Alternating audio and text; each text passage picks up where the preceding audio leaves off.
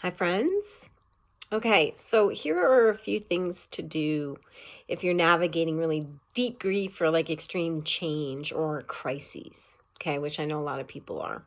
So I'm talking about the like primary blast zone and just beyond the primary impact, not necessarily like the secondary and tertiary stages of recovery, though we can talk about those in a different video. I'm talking about when you just literally get the news that just like guts you.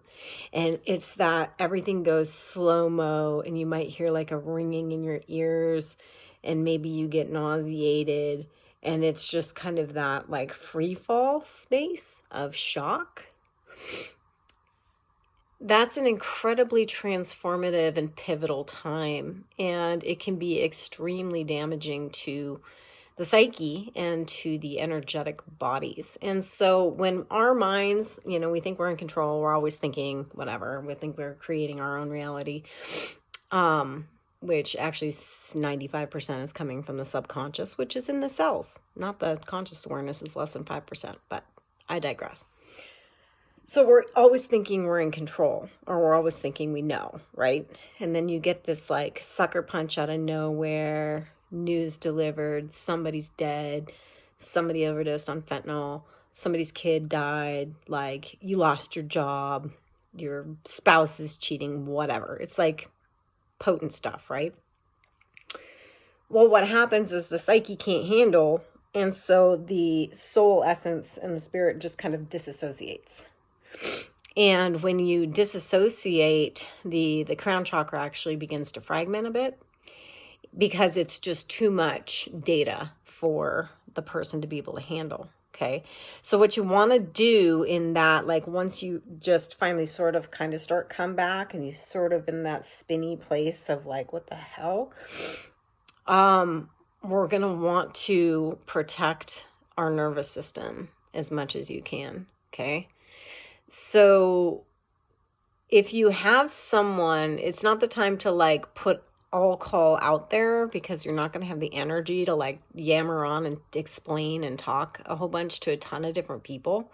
So be very selective about who you let in your space at that time. Only people that are really going to be there to support, okay? That are not going to make it about themselves or not like spin it in some dramatic fashion, but they can actually show up for you. Okay. So be very discerning in those early hours after the initial. Be very discerning with who you let in. Okay. And who you share with, because it's just, we're going to really be working with energetic management, and it's almost like you're bleeding out. And so we have to kind of, shore up all of the wounds, so to speak. So being very mindful about only having people around you or talking to people that are going to be nurturing. When you get through that initial, like everything is shaking and like the world is spinning or you throw up, whatever phase, then we want to come into the nervous system. Okay, so the nervous system is going to be very, very important because it just took a huge hit. It's literally like grabbing hold of a charged wire and sending a high volt shock through the system. Yeah, it's going to like do some damage, right?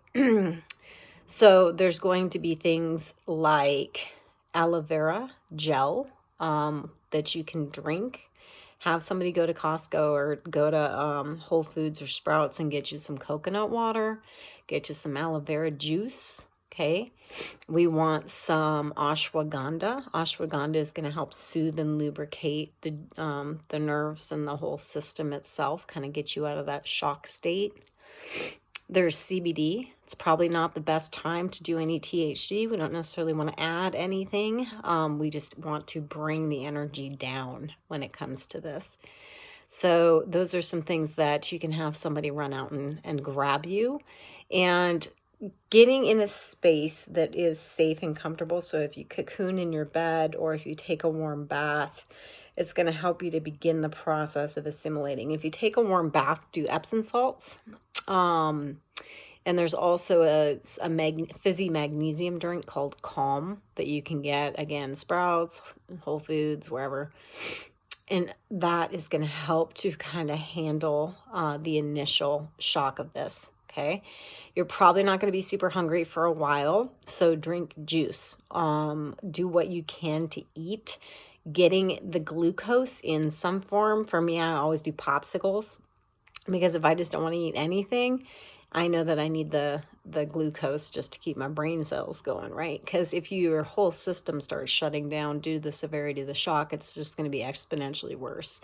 So sipping on little things like broth, if you can do a handful of nuts or almonds, that's going to be helpful. A spoonful of peanut butter or nut butter can be really helpful, provided you're not allergic and don't have anaphylaxis, please. And thank you.